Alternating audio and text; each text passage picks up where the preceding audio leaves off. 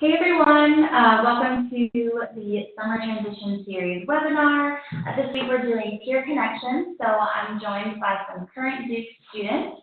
And in a minute, they're going to go ahead and introduce themselves so you can get to know them a little bit more. But real quick, just about the webinar, this will be a one-way audio, so you'll be able to hear us, but we will not be able to hear you. So instead, we ask that you please submit your questions into the Q&A box. And then Nicole and myself, we both work from the student program. We'll be moderating the session and we'll take your questions and ask them to the panelists for you. So you can go ahead and start submitting questions that you have, anything you want to hear from the students, and we'll get going. And just to clarify, this is being recorded. We'll post it on the Facebook page afterwards. That way, if you join late or have to leave early, you'll still be able to access the information. So yeah, let's get started. So if you can please introduce yourself, maybe name, what you're studying, what year you're at, and then kind of what are some things that you're involved with on campus.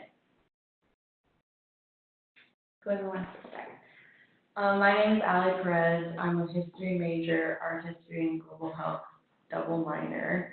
I'm a rising senior, and I'm the fact board co-chair, so most of my campus involvement involves a week and introducing Duke to incoming first years. I am Vivian. I am also a rising senior, majoring in neuroscience, and my primary role on campus is being a resident advisor for upperclassmen. So throughout the year, I basically have the pleasure of being with my residents and programming for them and solving any issues that may come up. But in addition to that, I work in a lab and TA a freshman writing class. So if anyone has any questions about writing 101s, you can ask me about that too. Yeah. Great. I'm Sahil. I'm also a rising senior. I'm a program 2 major, so that means I made my own major. And mine's called Health Innovation Evidence to Impact. And I am also an academic peer advisor. So my job is to work with first years as they're transitioning to Duke, particularly related to kind of their academic needs. So trying to help students enroll in classes, trying to figure out how they can get involved in research or find summer experiences. I'm supposed to kind of help students kind of understand and navigate all the options here at Duke from a student perspective. On campus, I'm involved in a lot of different research work, mostly in health policy and health services research. I've also participated in some of the classic Duke programs that you've probably heard about, like Duke Engage and Mass Connection. So if you have any questions about those, I'm happy to answer them. I'm also pre-med, I'm sure there's maybe some pre-meds on the line. So if you have any questions about that, I'm happy to answer those. Hey guys, I'm Aditya. So I'm also a peer advisor, so everything in addition to what Sahil said. I'm also pre-med, I'm involved with research on campus, and I'm pretty heavily involved with the first generation low income community. So QuestBridge, if you guys have any questions about that. I know Duke is pretty new to QuestBridge, so it's been a couple of years so far, so you guys can definitely ask me. And yeah, basically that's it. Hi, my name is Brian. I'm a rising junior, and I'm studying biomedical engineering and electrical and computer engineering. So my role is on the E-Team, which is a program that exists to help facilitate kind of connections between upperclassmen and first-year students to help them navigate through the first year in Pratt and kind of get into that transition of figuring out what kind of major you'll be doing in Pratt and other things like that. So if you have any kinds of engineering questions, feel free to ask me. Great, thank you so much. Can we do a quick sound check? So I see that there's a good amount of people in here. If you can hear us, if you could just chat in the Q&A box that you're able to hear us, that would be helpful. Awesome, we have a few we can hear. So I guess to get started, I know you all just introduced yourselves. As we kind of wait for questions to start popping in, if you could just share, like, maybe anecdotally, what was your transition to Duke like? And you can popcorn off of each other. It doesn't have to be in that same order. Yeah, I can get started. I think the transition at first naturally can be just a little bit overwhelming because there's so many kind of different ways to get involved, and you're coming to a place and there's kind of all these different opportunities, and it can be, you have to kind of figure out like, where do I start and how do I want to find myself in kind of a new place. So I think I was someone who felt I took the transition like really slowly. So it's like, let me not try to overcommit myself to too many things and just focus on kind of school for the first few months, and then slowly I started to kind of say like, hey, what are some of my interests? What are different ways I can explore my interest on campus? Yeah, so I think echoing Sahil, I also think that the first semester I came to Duke, I took things more slowly, and I'm glad that I did that. I was part of a freshman focus group, and so two of my classes I took with people that I lived with. I was in the Power of Language focus, which no longer exists, but they have merged that one into, I think, the neuroscience focus. And I think in addition to the academic stuff, my transition was pretty overwhelming as well, like Sahil said. For me, I also fell under the category of international student because my parents and my family live in Germany. So I also was coming from a different country, not having lived in the U.S. for a couple years. And so I think that adds another layer to the transition. So I think that if you are an international student, if possible, attending international orientation is a good way to meet other people, but I also think that that's something that you should kind of be aware of, that people on campus are really here to help you, and I'm glad that I reached out to RAs and upperclassmen because they were always willing to help me make my transition smoother. So the one really helpful piece of advice that I could give students in hindsight is that when you're coming into Duke, I would say the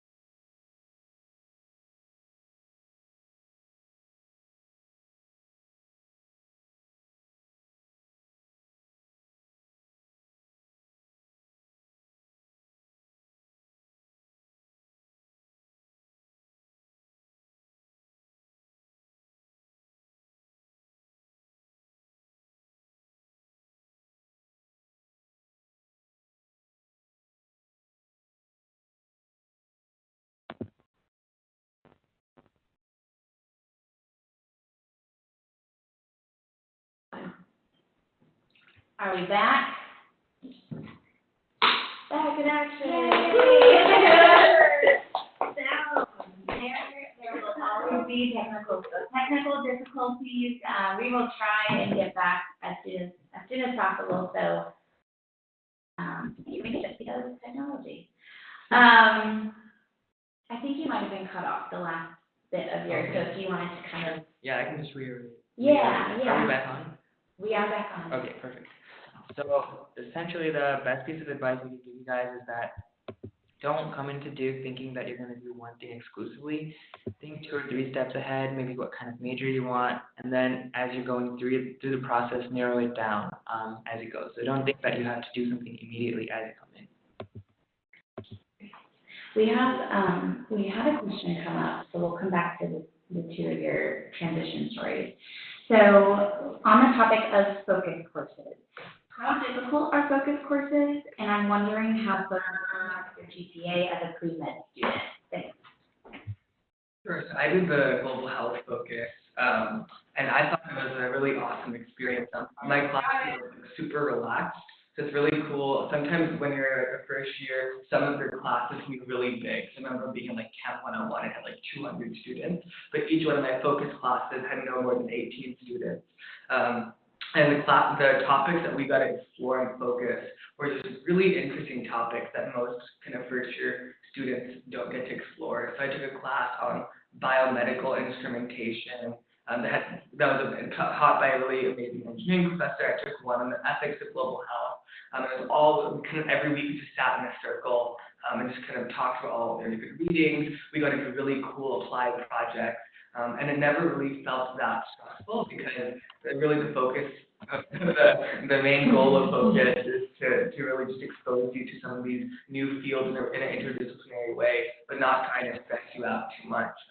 So I thought really focus was a really great opportunity, and it kind of provided, if you're a pre-med student, it can provide some nice balance compared to some of those introductory math and science classes that you might be taking.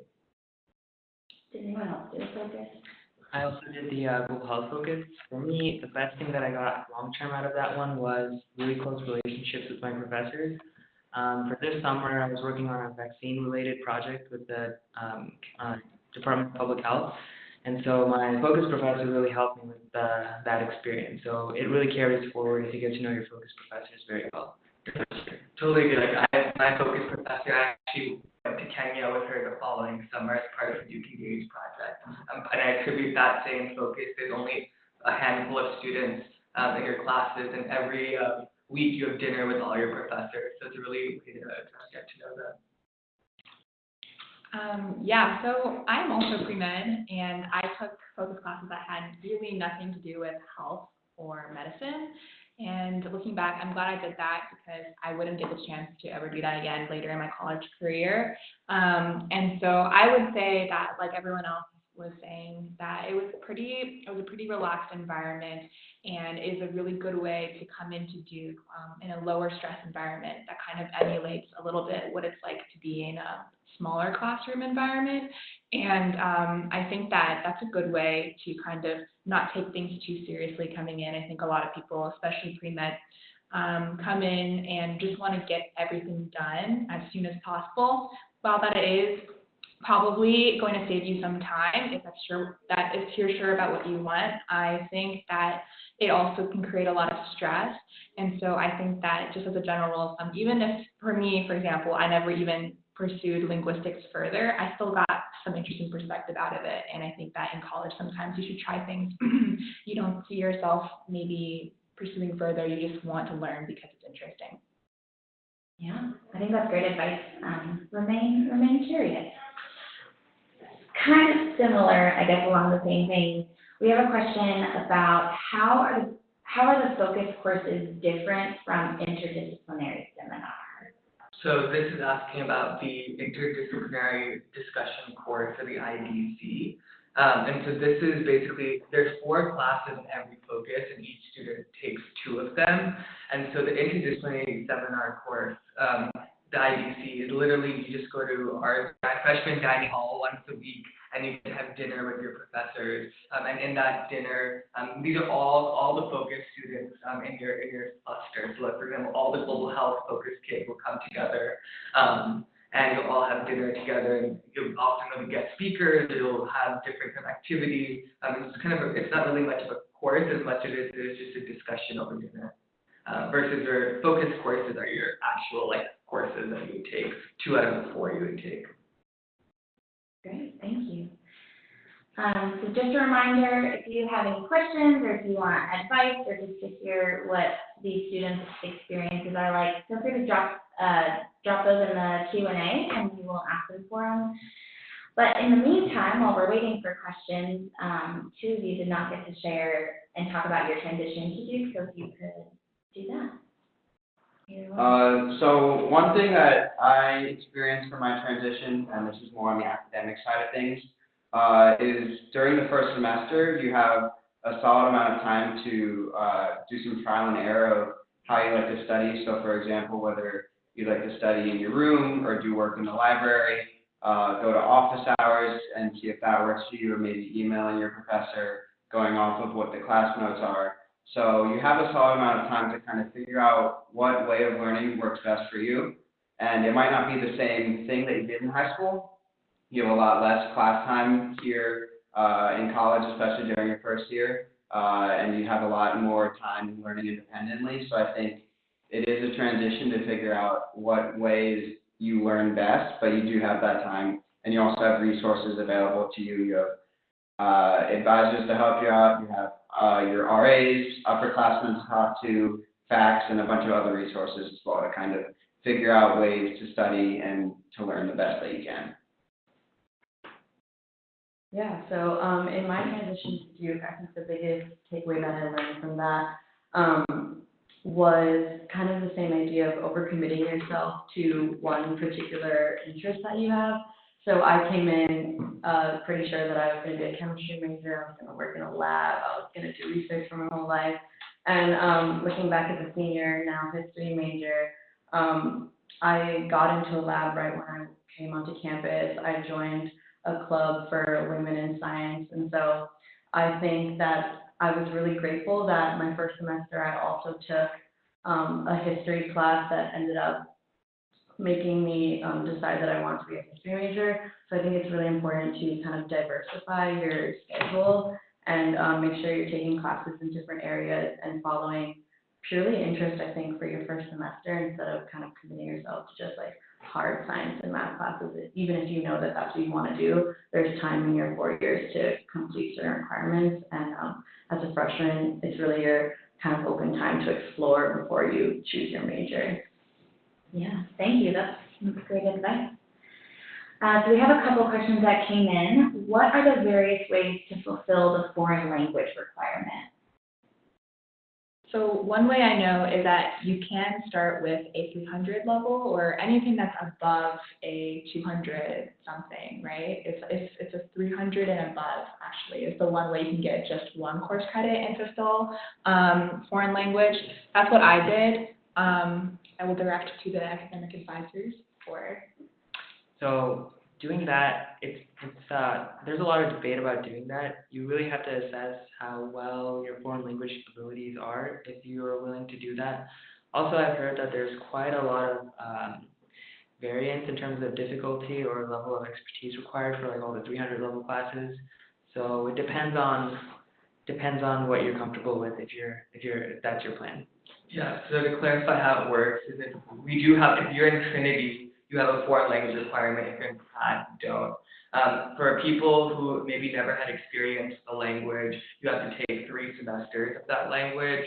And then if you place into a higher level, let's say, for example, a 200 something level, you may only have to take 2 courses, like a 200 level course and 300 level course.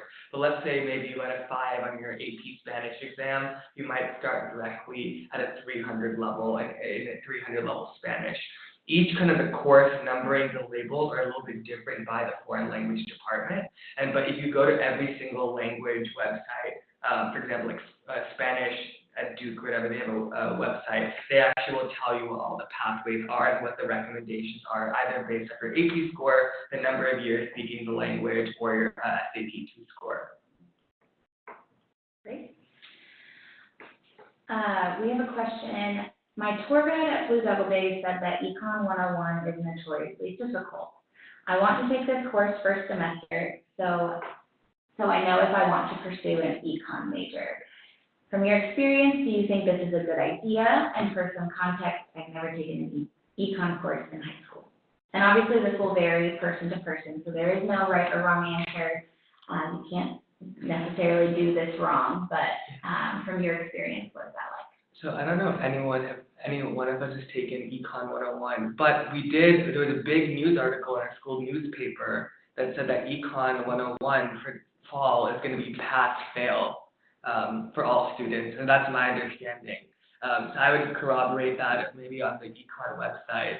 Or Duke Hub. Or Duke Hub, where you enroll for classes. But the goal of that was to say we want all our students who are interested in economics to at least explore it. So I would definitely check the Econ website or email the professor who's listed. But there was a big article on it saying that it probably will be pass-fail in the fall for all students, to not deter people from taking it. So. Yeah, I don't see it on the website yet, but I would email the professor. Yeah. So do you think it's more important to take classes based on how interesting the class sounds or based on how highly the professors are recommended? Oh, I definitely first instinct want to say the professor. For me, it makes all the difference who's teaching and how they engage their students. The course reviews really say a lot about Rate my professor isn't as accurate, but like I think everyone checks it anyway. So in my experience, the best classes I've had have been primarily because of the professor. So I think that's been my experience. Although there are some times where the course material might be interesting, and that can also be helpful for you if you want to pursue a certain major. But it helps so much more when you enjoy the people that you're learning with. On the other side of that, I think it's super circumstantial because my fall freshman year, I took a class who I didn't end up loving the professor. Her and I didn't get along like that well, but she ended up teaching me a lot and made me push myself and go to the writing studio and very much increase my skills in writing and historical writing. But because of the course material, I was just so fascinated by it. I kept getting drawn back into the material, even though sometimes I would sit in lecture and be like, I don't really enjoy how I'm being taught. But then there's material that I am being taught is just so interesting. So I think it's kind of a fine balance, especially if you find something incredibly interesting. I wouldn't advise you to just completely shy away from it if you hear like one or two bad things about the professor. Right. And you don't always get a choice sometimes in who you take a course with. So as much as you can, I think, is like to take courses with professors that tend to be like really engaging, and doesn't mean that they're easy, but that they engage their students. But if that's not possible, I think that's okay as well, and you just have to find other ways to get engaged in the class. There's going to be TAs, graduate students for a lot of classes who are going to be your secondary resource, so those can also make a really big difference in your class experience.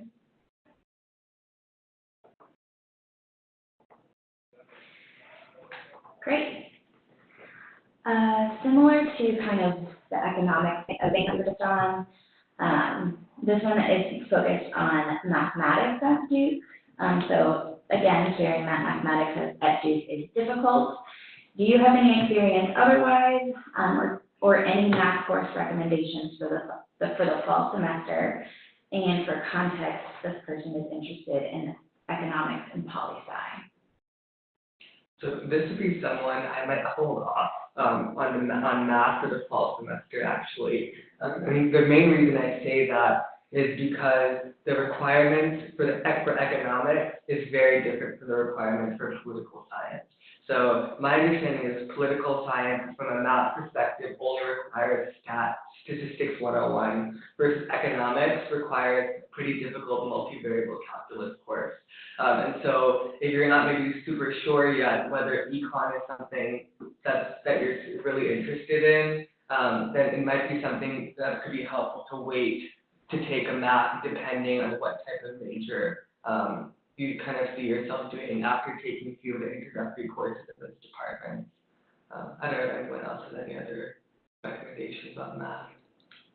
So I took math my first semester when I was a first year, and while it was challenging, I knew that it would be challenging. I think what helped me the most was Math Help Room, and I'm sure everyone would tell you that you can spend hours in Math Help Room, and there's always going to be someone who teaches the course in there that's available to help you, and you can ask them questions on your homework or any questions that you have, and that was a really good resource because math is challenging and everyone needs a little bit of help. Yeah, and I'll just add that during orientation week, there will be a math placement open house, so if you have those questions and want to discuss it with someone from the department, just look out for that on your orientation schedule. Yeah, I took 2 semesters of Calc here, and I started with Math 111, Calc 1 spring of my freshman year. For me, that was the right move because it was hard, and I think not only was challenging, because a lot of Duke courses are challenging, but I think math and econ just get a bad rep for it. Like, I just think that they just get talked about a lot, but a lot of other courses are also hard. The main thing was that math can be quite time consuming. You spend a lot of time in class and with your lab section and doing your problems. And so if you maybe have other hard courses or time heavy courses, then you can put it off. And if you can put it off, then I think you should. And for those who do have additional questions about math, Duke has a Facebook group called Math Placement at Duke University, but I don't know if you guys still use Facebook, but there's still a Facebook page about math placement. And some of the math faculty are actually on that page and can answer some of your concrete questions you have. Great. So transitioning off of academics for a little bit, do most people buy Blue Devil linens? And then what size are the dorm beds in case we want to buy our own sheets? I got Blue Devil linens. So, but I mean, for me, I didn't have the luxury of driving to school to move in. Like, I had to pack all my stuff in 2 suitcases, 1 suitcase.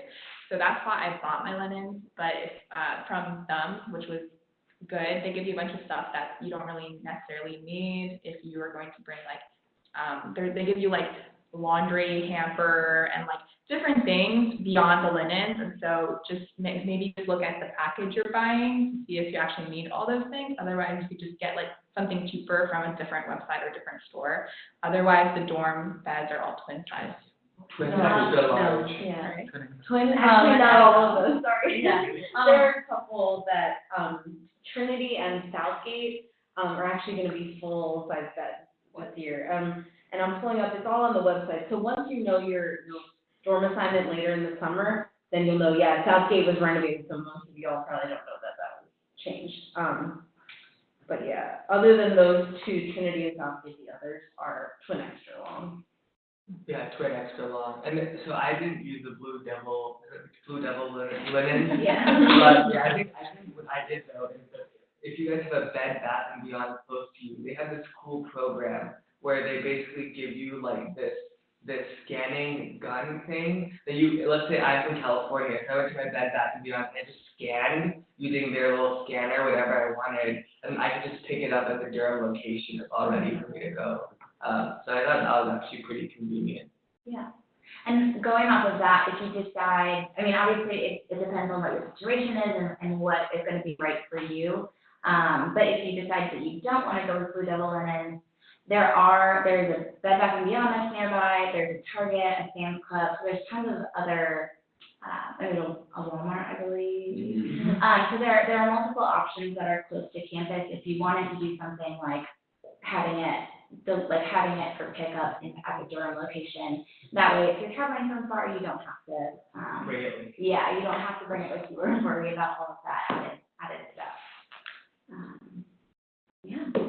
All right, let's talk about book bagging. How do you access your book bag? So that. Lots of smiles and everyone's looking at each other. So you go to Duke Hub. There's like a Duke student login that you can find from Google, or you could also just Google Duke Hub. And then to sign in, you need your net ID, which is like your 3 initials, or 2 initials possibly, and then 2 or 3 numbers, depending on how many initials you have. And then whatever password you made for that.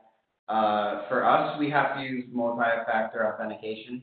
I don't know if you will, but that can either be sending yourself a text message. I believe it's either a text message, an email, or you can download an app, which is what I use, and you just open the app and it'll give you 6 numbers. You put those numbers in, you can get in. So then once you get into Duke Hub, there's like a home page, there's a little profile page where you can put up a picture or something, and then there's a tab on the top as well called registration. So you click on registration, and that'll bring you to a whole new place where you, it should say that you are either ready to be enrolled and registered for fall of 2019, or it might say you need to talk to your academic advisor. I'm not entirely sure what you'll see. And then on the left side, there will be some tabs. Some will help you search for classes. And then you can also see your book bag, which is where the classes, once you select those classes, they'll go into your book bag, and that can help you figure out how to build your schedule and which classes to actually take. So the book bag is a good place to put any classes you're interested in that might fit what you're looking to study and might fit your requirements. And then once you have all those classes out of your book bag, you can kind of pick and choose between those classes to figure out what classes you'll actually be able to take. And all the information should be in the blue book which you received. So there's multiple pages that are have graphics of how exactly you should go about book bagging. I think some students get confused. You should know that book bagging is you're not registering for classes when you're book bagging. It's basically having them in your shopping cart. So when you put something in your book bag, you're not actually enrolled in it. It's just a class that you're potentially interested in enrolling. And I think that sometimes confuses students. But all the information is in your blue book, it should have been mailed to you, and I think there's an online copy somewhere that you should be able to access. There. Got a good clarification, thank you. So we have a question about laptops, and I'll preface this with saying, we talked about laptops in the Campus Resources webinar, because we had some members from OIT directly there talking about it. So if this doesn't help at all, I would encourage you to go back to that Campus Resources webinar and hear what they said. But the question is it advantageous to buy a laptop from Duke stores? Yeah. So I came into school with a Mac, and it was great my first year, and then this year, actually while I was tenting, I kind of broke my computer a little bit, and it worked for a solid amount of time, and then over spring break, it kind of started to stop working, and I went to the Apple store, and they told me I'll probably be able to get through the rest of the school year. And the first day I got back from spring break, my computer completely bricked and it was useless. And I was without a computer for a week. And the replacement computer I ended up buying was not from Duke. But if I did buy it from Duke, then if that computer broke, then I would have access to a loaner, which would be helpful in the week that I was without a computer. So I think there are advantages to buying a computer from Duke. You get just immediate access to the Office of Information and Technology, and they're able to help troubleshoot your computer and things like that. But if there's a computer that you want and Duke Store doesn't have it, or if you already have your own computer or laptop, then I don't think that it's necessary, but it's definitely an option, especially if you're looking to buy a computer going into school. Any other? Thumbs up. So this next question is, when do we get assigned an academic advisor?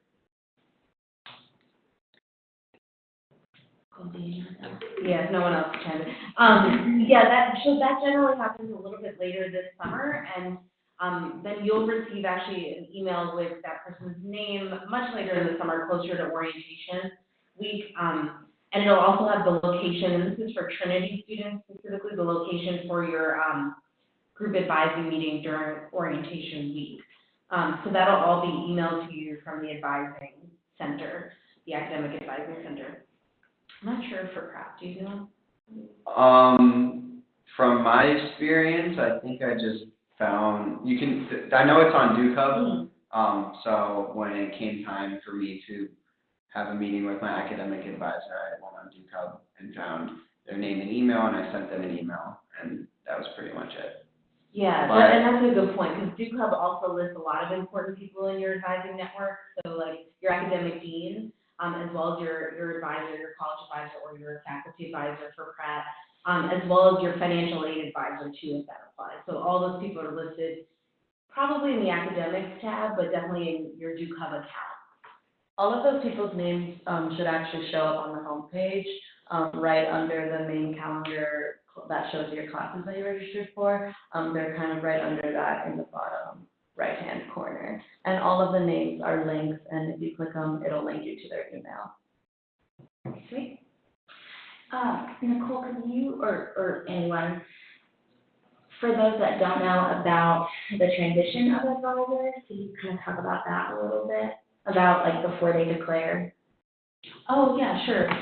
So would you either of you like to talk about that? Sure. So pretty much your academic advisor that you had for 2 years, usually when you declare, they change over to a faculty member in the department that you're declaring your major in. So from my experience this past year, I declared my major, and I had a meeting with my new academic advisor in my new department, and that was pretty much it so far. Yeah, no, that's a great explanation. So this is Nicole from New Student Programs, and so I serve as one of the many professionals here around campus who act as a college advisor for new incoming students, for first year and sophomore Trinity students. And so typically, your college advisor will be someone who holds a position in another office. So they might be a faculty member, they might also work in career services or in new student programs or in study abroad, et cetera. And that's really how Trinity works, and we work with you for those 2 years, at which point we help you then transition to your major advisor, and kind of that becomes your main point person, but that relationship with your college advisor still can continue in a lot of like mentorship and just providing general support and guidance in that kind of way. For practice, you typically stick with your faculty advisors throughout, and you also have a dean. But do you have anything else to add from your perspective on just how that process went? Well, I declared my major in March, and I haven't met with anybody new, so I don't know if I'm supposed to meet with somebody new, but that hasn't happened to this point. Yeah, that's kind of. Yeah, I don't think so, Pat. So yeah, you sound like you're on the right track. Yeah. All right. Would you recommend spreading out different classes over different days? So for instance, like the Monday, Wednesday, Friday versus the Tuesday, Thursday split, and is having 3 classes a day too much from your experience? So I'm an engineer, so in addition to having lecture, I also have a couple of labs a week.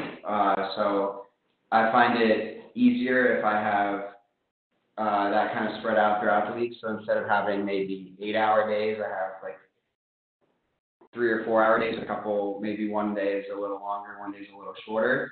I know that I have talked to a couple people who have only taken classes where it's maybe just 4 lectures a week and it's a fairly short week, and they try to hammer it into just 2 days where it might be Tuesday, Thursday, they have 4 classes all in a row, and then Monday, Wednesday, Friday, they have nothing. And some people I've talked to have enjoyed that, some people haven't.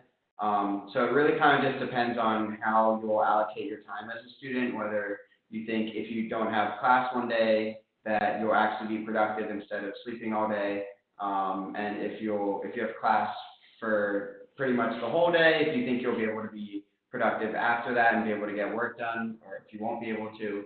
So it's kind of personal preference. I personally like to spread it out a little more, but it's really up to you.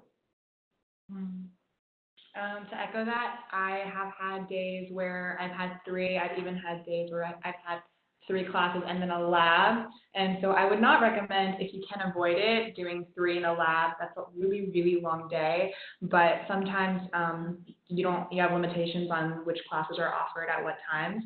But I will say also, for me personally, I like when 2 or 3 classes are grouped together so that I can go from class to class to class and then have larger chunks of time later in the day to meet with people or do work, instead of, for me, I don't like when my schedule has large gaps in it. Some people do like that because they're already on West Campus, so freshmen will live on East, as you may know, and then most of your classes will be on West Campus, although some of them may also be on East.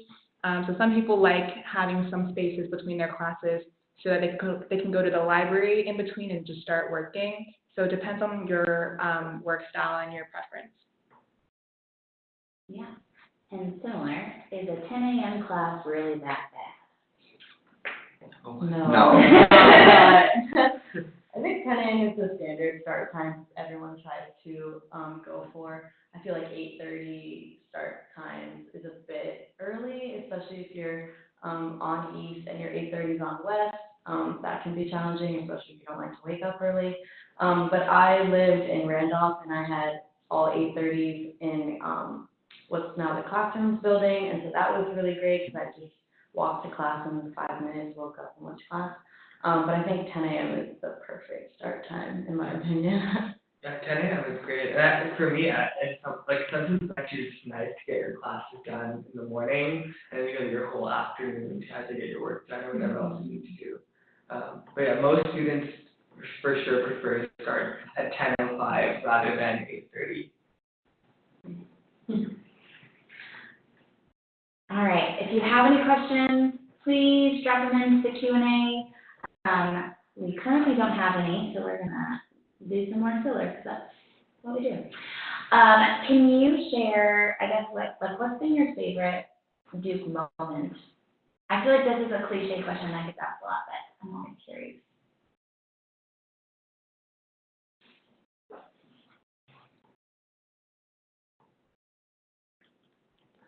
For me, it was definitely Friday night, freshman year. Just because I was in Peak Room, which is probably one of the very like socially well knit dorms on campus, and so just the atmosphere of everybody kind of having fun on a Friday night freshman year was pretty much the best part of me for my Duke experience so far.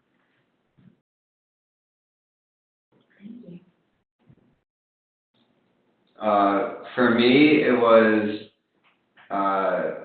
before we went into the Duke-Carolina basketball game this year, because this was my first year tenting, and I put in a lot of work for it, and I was exhausted after it, but I was happy that I got to go to the game, and I was really looking forward to the day, and then it was cold and rainy, and it was just absolutely miserable out, but by the time like 4 o'clock, 5 o'clock came around, like nobody really cared. Everyone was getting painted up and having a good time, even though it was awful outside. And I think like while we were waiting in line, like some snow started falling, and no one was wearing t-shirts because they were wearing body paint, and everyone was freezing. But it was just kind of cool to see how everyone was super excited for Duke and for everything that they put in the work for. We had a couple questions come in, so I'm gonna pause favorite Duke moment, just to make sure we can get to everyone. What are your experiences with pre-orientation programs, and then how do you manage move-in day if you are in a pre-o? Did anyone participate in one? Yeah, I was in the first generation pre-orientation program. So with that, it was just a couple of days of kind of seminars spread across East Campus.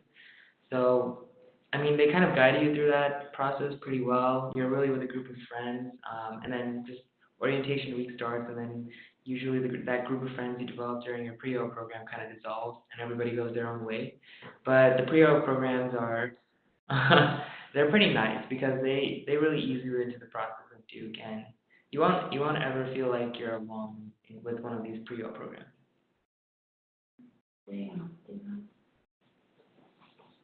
I'll say just a quick thing for like projects Wild Wave, Build, Art, Search, Change, and Edge. I think that was 7 of them. So those are the programs we manage through our office and computer programs. In terms of the like logistics for move-in day, for all of those programs except for Project Wave, you would actually either be already living on campus and have access to your permanent residence hall room, or you would be moving into your permanent residence hall room the day before move-in. So except for Waves, they will come back on move-in day and will loop right into the move-in extravaganza in terms of getting their belongings in. Usually either they have belongings shipped to campus or a parent or family or friend has come to meet them with their items. But everyone else, you would just kind of hang out and relax, maybe help your new friends move in.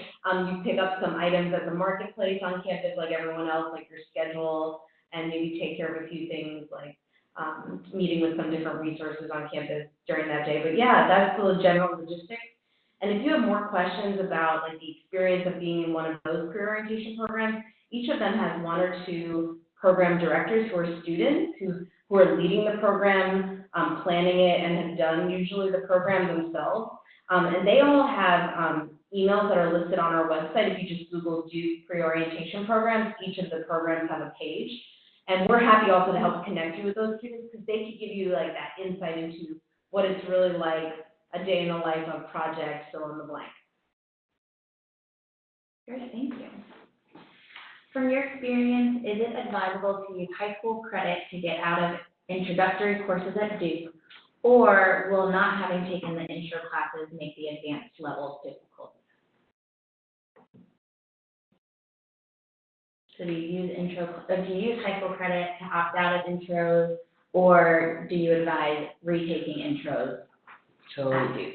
it really depends on what type of high school credit you have, and then comparing that to some of the exams and the introductory level classes that they offer here at Duke. Yeah, so that would be my suggestion for figuring out if you should pretty much skip that introductory class or not. I would say the most part, it was probably recommended to skip out of them. So for example, like if you don't have to take Calc 1 or Calc 2, for sure, you should get out of that. It's a very difficult class that you don't need to take.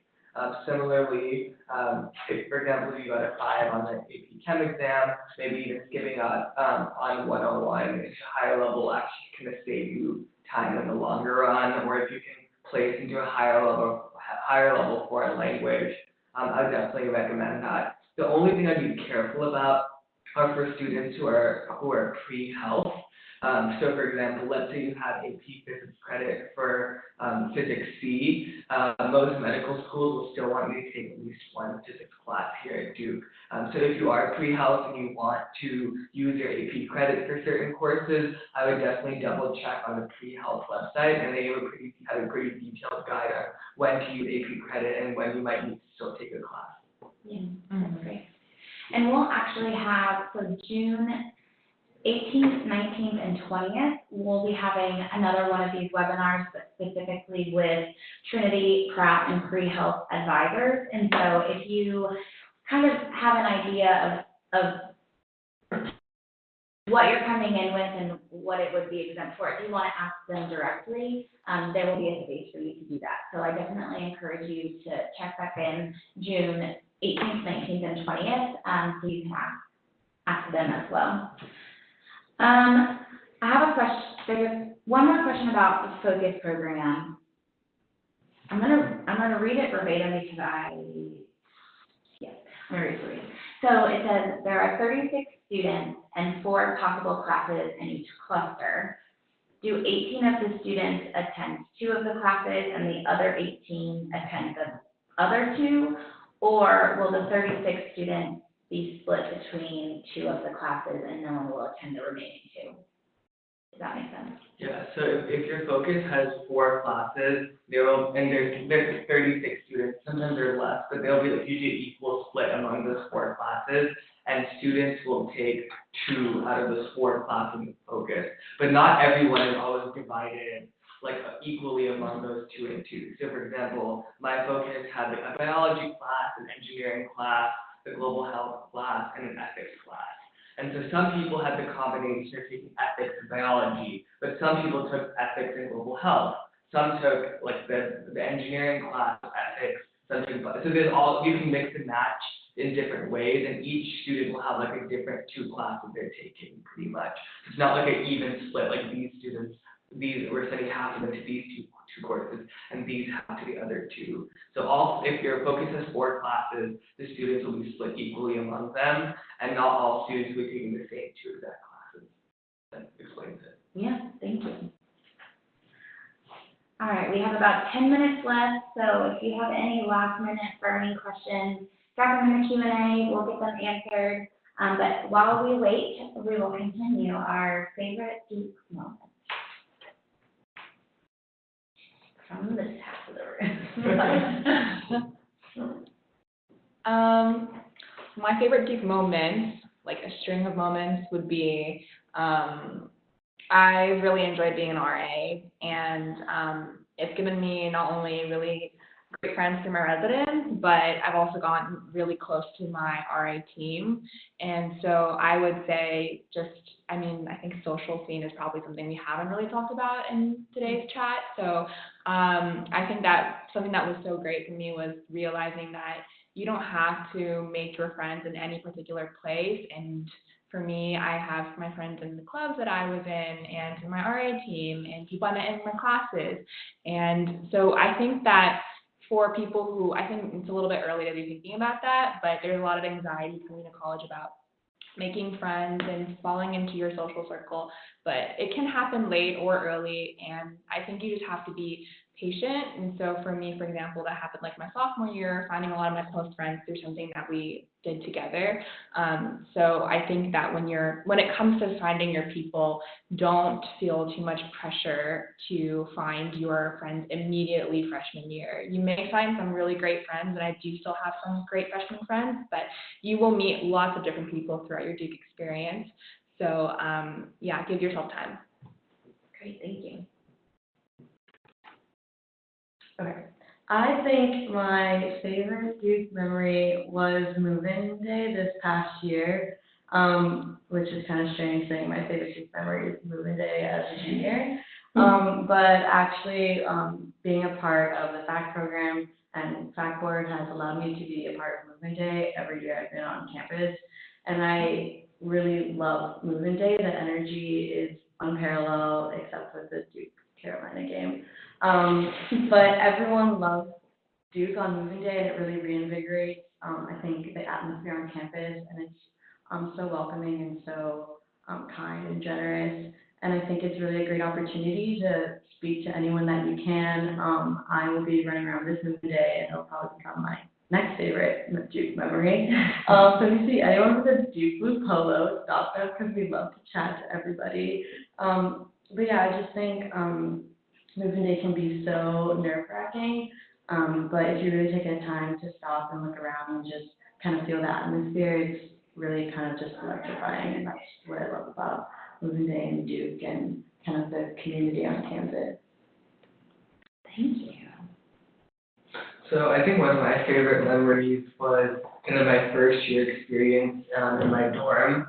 So each first year dorm has a faculty in residence who actually lives in the dorm, and mine was a violin professor. And what was really cool about her is that once a month, she would bring different musicians to perform in our common room. So we had Grammy-nominated artists who would like come to our common room in like very small space and like deliver a whole performance. And we had like a group discussion after. And it's just like experiences like that where like the whole dorm got into it and everyone just sprawled like on the floor and just like hanging out and all just good food and good music. That was kind of like, wow, we're in a really cool place. And it was a cool moment to be like, when else in your life are all your friends to be hanging out on the floor of your common room listening to Grammy nominated performer everyone. That's incredible. Not every dorm will have that. Every dorm will offer its unique offering. We have a question. What general advice would you give regarding packing for college? And I know we've talked a few people have touched on it about if you're moving far, what would you do versus if you're more local? But any tips? So I'm definitely an overpacker, and I know that I have too much stuff, and I think it's mostly clothes. But I would say, since I drove up to campus, I had the luxury of kind of packing a car up and coming, and also being able to get certain things in the Durham area if I needed to. But a good rule of thumb, I would say, is bigger items that are maybe hard to pack, like bedding and like random kind of things that you could buy at Target, and you would buy them. Like a mini fridge or Right. microwave. Yeah, something that you could buy at any kind of store that's not a personal item. It's a good idea to probably get it in Durham if you are able to access a car, just so you don't have to overpack your car. But I would say to bring anything that would make you feel comfortable in your space. And I think certain decorations on the walls or like a personal item is really important, because sometimes in college you kind of feel disconnected from being at home. And so I think anything that can remind you of home is really great. Mm-hmm. Yeah, I think it's also helpful to coordinate with your roommate, so especially with these big items. You don't want to have like people buy like multiple fridges or multiple rugs and multiple microwaves. So that might be something that could be helpful to think about when you're packing, is what is your roommate bringing, what are you bringing? I also think making sure you bring like the bare necessities is important. And if you forget something at home, or if you forgot to buy something, it's not the end of the world. You can survive a week or two without it, and then either have it shipped to you, or you can go pick it up after all the craziness of everybody moving in subsides. But yeah, just make sure you have enough to kind of get by for the first couple weeks, and then after a week or two, you might realize that maybe you're missing shower shoes, or maybe you're missing a nice little rug for you to step on before you go to your bed, or like a little nightstand to put your phone on or something before you go to sleep. Just like little things that you didn't really think about, you can always kind of order those things after you move in. Yeah, just remember all the stores will try to like scam you into buying as many things as you can. You don't always need that most random device to do whatever in your dorm. So. Also, you will accumulate tons and tons of T-shirts throughout college. There is no need to bring all of your T-shirts, so just keep in mind you're going to get like a lot of 10 T-shirts just during a week. So. Yeah, you're going to get a lot of T-shirts, so fear not if you don't have that many yet, you will get some. Yeah, and for those from warm places, like I'm a Californian and didn't know like what to do in like Durham, feel free to send me a message after. I can tell you from a Californian perspective what type of winter clothes you might want to wear. Yeah, I would ask that. I would say, I'm from Miami, so I had no idea what winter clothes to buy. So I waited till I came to Duke to ask around what I should get. And then I didn't end up getting my coat until I got it for Christmas, and then I brought it back. So I was like a little bit cold before winter break. But it really lucked out because I have a good coat now that I use every year.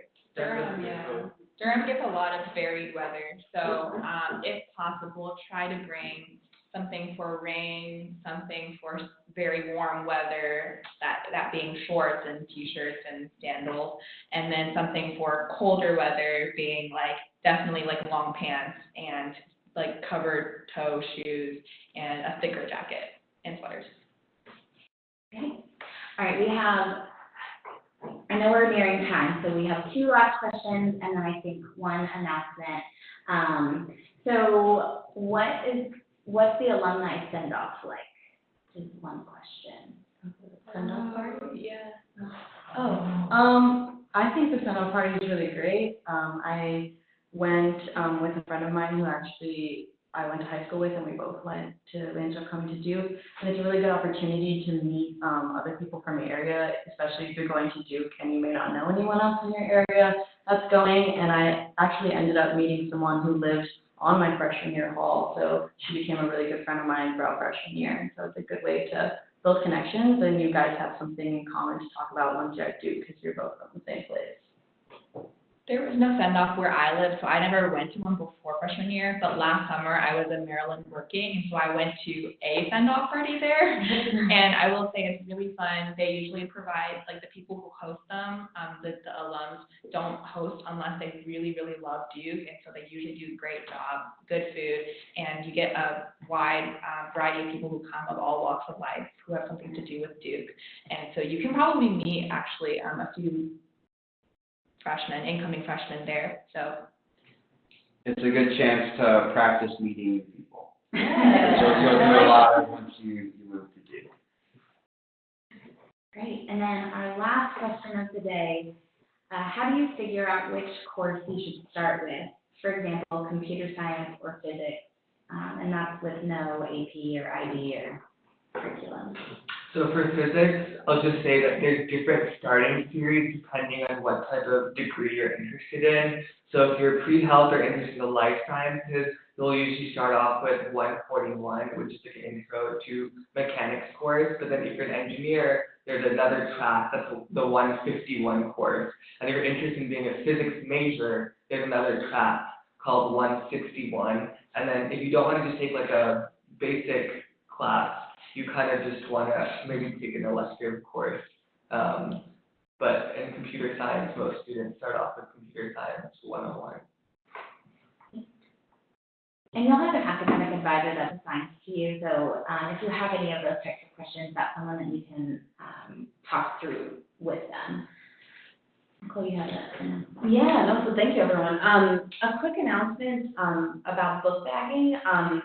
The system that hosts book bagging, so Duke Hub, is actually going to be down this weekend. So just want you to know in case you try to go in there and have some trouble. It'll be down from Friday June 7th, starting at 5 p.m. Eastern Time, and it'll remain unavailable until Sunday, June 9th at 5:30 p.m. Eastern Time. So just be mindful of that so you don't worry or anything, and you'll get to book bagging either before that or much into the summer after that.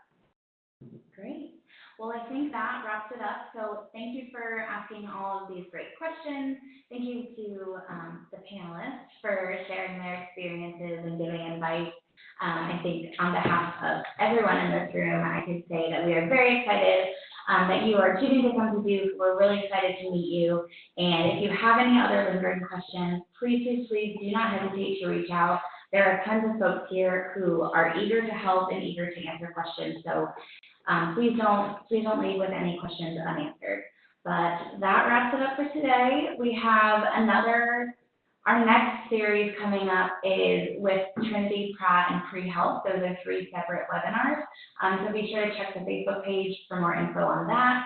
And we will be posting this recording also to the Facebook page. So if you missed anything or forgot something and want to re-clarify and hear these people's beautiful voices, then that will be posted for you to access later too. So thank you so much. Have a good rest of your day. Bye. Bye. Yeah.